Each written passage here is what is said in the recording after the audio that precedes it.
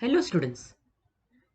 In one of the previous lectures, we have seen what is the transpose of a matrix.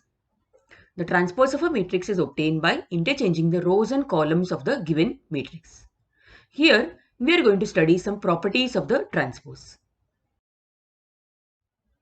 Now, I am going to start with the exercise directly, exercise 2.4 of your textbook.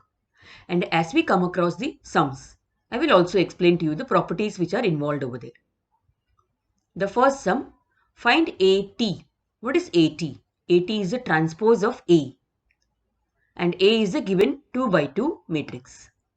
So, if A is a given matrix, how do you find the transpose? Correct. By interchanging the rows and columns.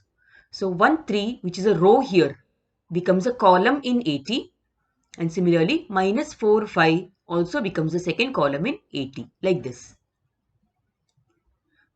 Such a sum you already dealt with earlier. So the next sum in that is assignment for you. The second question, if A is equal to Aij 3 by 3, where Aij is 2 into I minus j, we can find out A in this way. Find A and AT, and you have to also say whether they are symmetric or skew symmetric matrices. Now, A can be found out by using the rule Aij is equal to 2I minus j, where what is I and j? Correct. I and j are the rows and the columns respectively.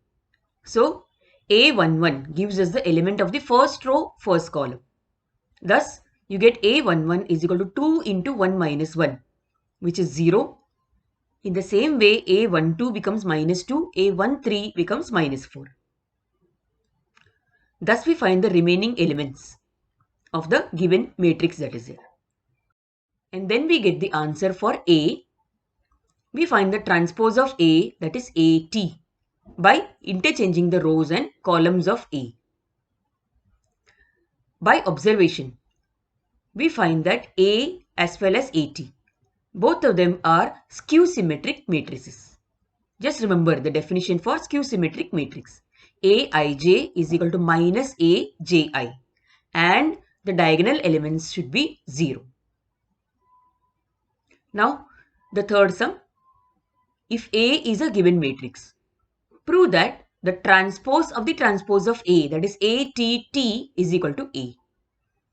So, we find AT first, that is by interchanging the rows and columns of A, and then we find the transpose of AT. By observation, we find that ATT is the same as A, and thus the sum is done. This sum you can do it as an assignment. In the next sum, A, B and C are given matrices. We have to first of all show that the transpose of A plus B is the same as the transpose of A plus the transpose of B. And in the second case, we have to prove that A minus CT is equal to AT minus CT. Let us see the first case. First, we find here A plus B by adding the two matrices together. Then we find the transpose of A plus B by interchanging the rows and columns of A plus B. Then the transpose of A and the transpose of B is found. Both of them are added together, that is AT plus BT. Now we find that the statements 1 and 2, the matrices which are given in the statements 1 and 2 are equal, isn't it? And thus we can write that A plus BT is equal to AT plus BT. Second sum can be done easily like the first sum as an assignment by you. In the next sum, A and B are the given matrices. We have to find the transpose of a matrix called C such that 3A minus 2B plus C is equal to I, where I is the unit matrix of order 2. You already know what is the unit matrix of order 2. So, in the solution, we first find 3A by multiplying 3 to the matrix A. You remember what is scalar multiplication, isn't it? Here, 3 is multiplied to all the elements of A in order to get 3A. Similarly, we also get what is 2B by multiplying 2 to the matrix B. Then they have given us that 3A minus 2B plus C is equal to I. So C is equal to I minus 3A plus 2B. So thus, substituting the values of I, 3A and 2B in the above equation, we get it like this. Thus the value of C turns out to be the matrix given here. Then in the next step, CT is found out, and that is the answer which we want. CT is found out by interchanging the rows and columns of C. In the next sum, A and B are two given matrices. In the first case, you have to find out AT plus 4BT. And in the second case, you have to find out 5AT minus 5BT. So in the first case, A is a given matrix. AT is found out by interchanging the rows and columns of A. Then from B we get BT and we multiply 4 to BT. Thus we get what is 4BT. Then what is remaining to be done? Yes, we have to find out then AT plus 4BT by adding both the respective matrices together. And thus we get the answer for AT plus 4BT. The next second sum can be done similar to the first sum as an assignment by you. The eighth sum can be done as an assignment by you. In the ninth sum, A and B are two matrices given. You have to prove that A plus BT, the transpose of that matrix, is equal to AT plus B. So, in the first case, on the LHS, B is a given matrix. BT is found out by interchanging the rows and columns of B. Then A plus BT is done by adding A and BT together. Then the transpose of A plus BT is found out. That completes our LHS. On the RHS, A is a given matrix.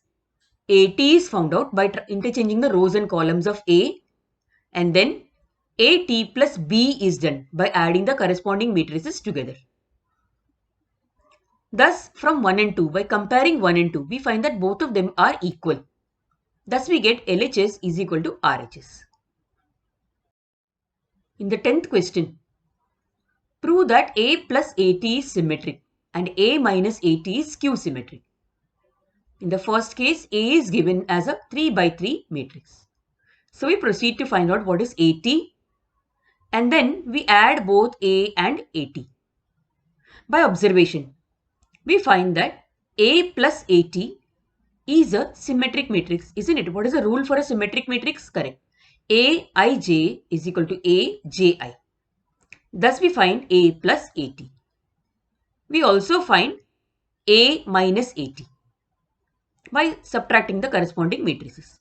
Again, by observation, we find that A minus AT is a skew symmetric matrix. Thus, the sum is done.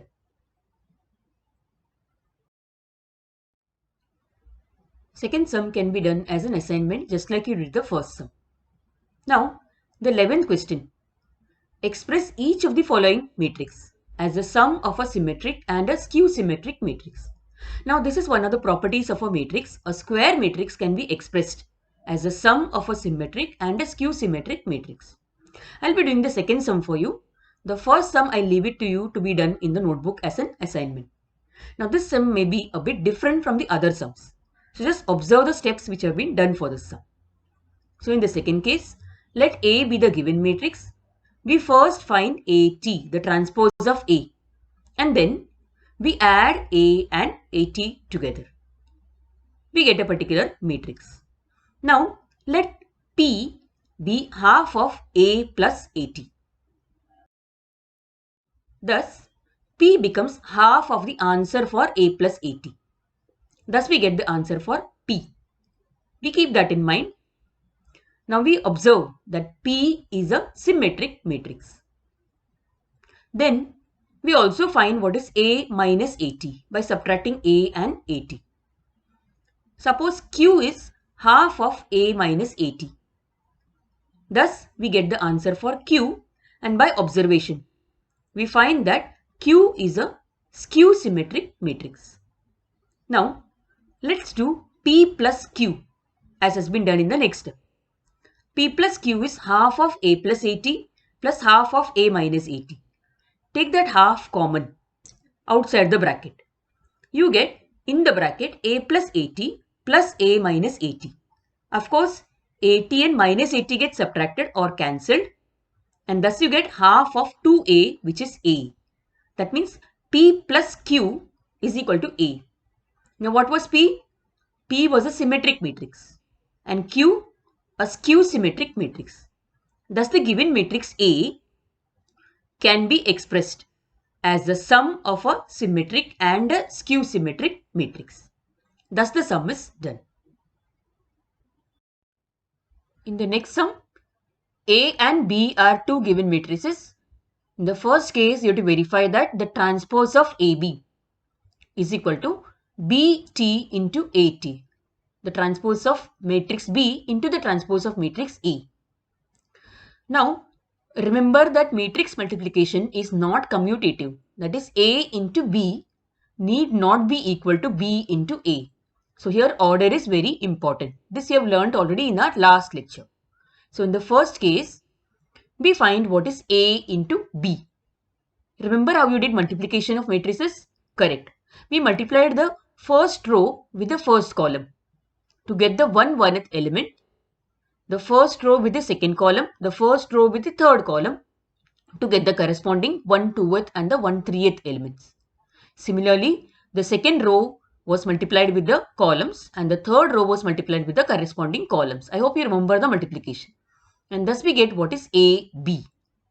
Then we find what is the transpose of AB by interchanging the rows and columns. Then, if B is the given matrix, we find the transpose of B. We also find what is A and AT. Then, we find the product BT into AT. Comparing ABT, that is the transpose of AB, with BT into AT, we find that both of them are equal. And thus the given statement is proved. The second sum in that can be done similarly as an assignment by you. So a lot of assignments are there here in this exercise. You can keep practicing and get thorough in the concept. This is the list of properties which we studied in this lecture regarding the transpose of a matrix. Just go through it and try to recollect which sum used which property.